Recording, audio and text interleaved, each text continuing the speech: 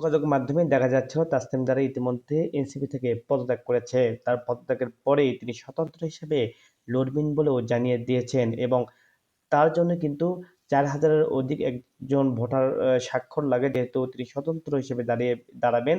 সেক্ষেত্রে কিন্তু ইতিমধ্যে স্বাক্ষর নেওয়া শুরু করেছেন। এরই মধ্যে গুঞ্জন শোনা যাচ্ছে যে তাসনিম জারা বিএনপিতে যোগ দিচ্ছে। সত্যিকার অর্থে তাসনিম জারা কি বিএনপিতে যোগ দিচ্ছে? তাসনিম জারা কেনই বা এনসিপি থেকে বের হয়ে আসলো?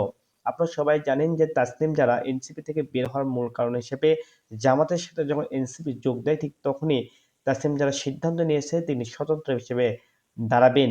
এর মধ্যে গুঞ্জন শোনা যাচ্ছে তিনি নাকি বিএনপিতে যোগ দিচ্ছেন। তো বিএনপিতে যোগ দেওয়ার কোনো সম্ভাবনা নেই বলে তাসনিম জারা ইতিমধ্যে প্রকাশ করেছেন। তিনি পদত্যাগের পর গুঞ্জন ওঠে যে তিনি বিএনপিতে যোগ দিতে পারেন।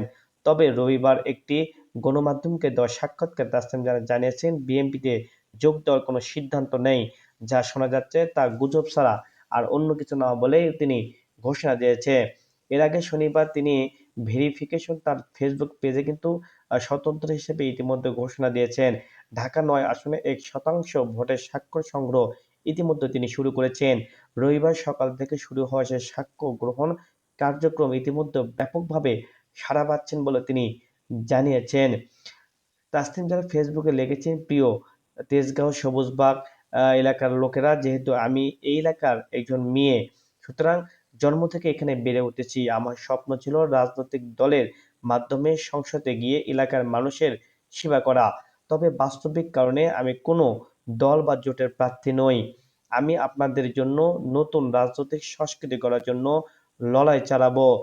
এই নির্বাচনে আমি স্বতন্ত্র প্রার্থী হিসেবে ঢাকা ৯ আসনে অংশগ্রহণ করছি। তিনি আরও উল্লেখ করেন, দলের প্রার্থী হলে স্থানীয় অফিস বা সুগঠিত একটি অফিস থাকা প্রয়োজন। সেক্ষেত্রে আমার এখন পর্যন্ত কোনো কিছুই নেই। স্বতন্ত্র প্রার্থী হিসেবে একমাত্র ভরসা হলো স্থানীয় ভোটার এবং সমর্থন। তিনি আশা প্রকাশ করছেন স্থানীয় মানুষরা আস্থা ও সাপোর্টের মাধ্যমে তার এলাকা সেবা করার এবার সুযোগ দেবেন। এ কথা তিনি কিন্তু উল্লেখ করেছেন।